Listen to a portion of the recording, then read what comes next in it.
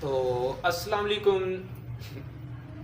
मैं थोड़े नाल एक गल करना चाहना जे मैं ना पहले भी कुछ वीडियो ते यूट्यूब ते चाढ़ियां सन ते हुण अज फिर मैं बैठा मैं कि चल यार आप ना यूट्यूब ते फिर काम करते हैं। ठीक है ਤੇ ਅੱਜ ਜਿਹੜਾ ਮੇਰਾ ਟਾਪਿਕ ਆ ਤੁਸੀਂ ਵੇਖ ਰਹੇ ਹੋ ਅਲਹਮਦੁਲਿਲਾ ਦਵਾਖਾਨੇ ਤੇ ਬੈਠੇ ਆ। ਇਹਨਾਂ ਦੇ ਜਿਹੜੇ ਓਨਰ ਨੇ ਉਹਨਾਂ ਦਾ ਨਾਮ ਹੈ ਹਕੀਮ ਅਸਦ ਸ਼ਹਿਜ਼ਾਦ ਭੁੱਟਾ ਸਾਹਿਬ। ਠੀਕ ਹੈ ਤੇ ਉਹ ਸਾਡੇ ਲਈ ਅਲਹਮਦੁਲਿਲਾ ਕਾਫੀ ਕਾਬਲੇ ਇਹਤਰਾਮ ਨੇ, ਸਾਡੇ ਉਸਤਾਦ ਨੇ। ਉਸ ਤੋਂ ਬਾਅਦ ਇਸ ਪੂਰੇ ਯਾਨੀ ਕਿ ਪਲੇਟਫਾਰਮ ਦੇ ਮਾਲਿਕ ਨੇ ਤੇ ਉਹ ਸਾਡੇ ਹਕੀਮ ਸਾਹਿਬ ਨੇ। ਅੱਜ ਮੇਰੇ ਕੋਲ ਇੱਕ ਮਰੀਜ਼ ਆਇਆ ਤੇ ਉਹ ਮੈਨੂੰ ਕਹਿ ਰਹੇ ਸੀ ਕਿ ਬੇਟਾ ਜੀ ਅਸੀਂ ਨਾ ਕਾਫੀ ਜਗ੍ਹਾ ਤੋਂ ਯਾਨੀ ਕਿ ਦਵਾਈ ਵਗੈਰਾ ਲੈ ਰਹੇ ਹਾਂ ਤੇ ਸਾਨੂੰ ਕਿ ਯਾਨੀ ਕਿ ਸ਼ੂਗਰ ਕੰਟਰੋਲ ਨਹੀਂ ਹੋ ਰਿਹਾ। ਅੱਛਾ, ਥੋੜੇ ਉਮਰ ਰਸੀਦਾ ਸਨ। ਉਹ ਕਹਿ ਰਹੇ ਸਨ ਕਿ ਇੱਕ ਤੇ ਸ਼ੂਗਰ ਨਹੀਂ ਕੰਟਰੋਲ ਹੁੰਦੀ ਤੇ ਦੂਸਰਾ ਅੱਜ ਕੱਲ੍ਹ ਦਾ ਜਿਵੇਂ ਟ੍ਰੈਂਡ ਚੱਲਿਆ ਹੋਇਆ ਉਹ ਕਹਿੰਦੇ ਆ ਕਿ ਸਾਡੀ ਯਾਨੀ ਕਿ ਮਰਦਾਨਾ ਟਾਈਮਿੰਗ ਵੀ ਨਹੀਂ ਹੈ। ਤੇ मेरा मौजू भी कुछ अज इस लिहाज से ही है कि उम्र रसीदा होने दे नाल बंदा किहड़ी चीज़ ऐसी इस्तेमाल करे जिहदा नुकसान भी ना होए ते फायदे उहदे हज़ारों होण। ते अज असीं तुहानूं एक चीज़ मुतारिफ करवाने अल सऊदिया तिब्बी फाउंडेशन का एक शरबत आ, शरबत करेला प्लस।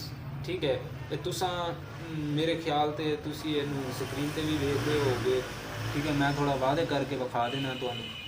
ते ए करेला प्लस आ। ठीक है, इहदी तुहानूं अफादियत खूबियां इहदियां ते करोड़ों ने, क्योंकि पहली इहदी अफादियत यह है कि यह शुगर नूं कंट्रोल करता है। ठीक है, दूसरी ये मर्दाना ताकत का लाजवाब तोहफा है। ठीक है, तुसी इहनूं यूज़ करोगे तो यकीन करो कि बहुत ज़्यादा ही यानी कि खुद नूं महसूस करोगे कि असी की चीज़ पहले सी ते हुण की आ।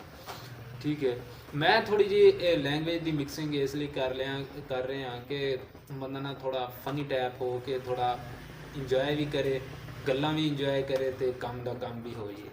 ठीक है, तो बाकी यह जिहड़ा शरबत है इहदा तरीका इस्तेमाल इस तरह होंदा है कि अगर तुसी इहदा एक चम्मच या 1.5-2 चम्मच डेली बेस पे इस्तेमाल करते हो तो शुगर वास्ते लाजवाब तोहफा है। ठीक है, तो कोई साढ़े वीर भरा ने जिहड़े चाहते हैं कि साड़ी यानी कि यह गलत हो गया यार, वीर भरा नहीं सॉरी साढ़े बजुर्गान जिहड़े थोड़े उम्र रसीदा होंदे ने, मतलब 40 तो 45 साल तकरीबन इस दे राउंड अबाउट, तो उन्होंने चाहिए कि इस दे 4 चम्मच रात के टाइम दुध नाल लै लैन, दुध च मिक्स करके ते 4 चम्मच लै लैन।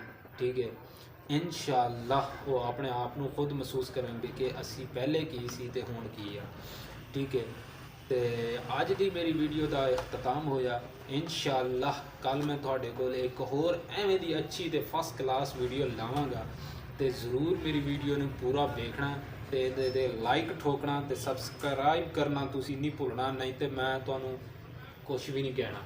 ठीक है, ये तुहाडा वीर भरा तुहाडे कोल इंशाअल्लाह हुण डेली बेस ते ऐसे यूट्यूब प्लेटफार्म पे हाजिर होंदा रहेगा।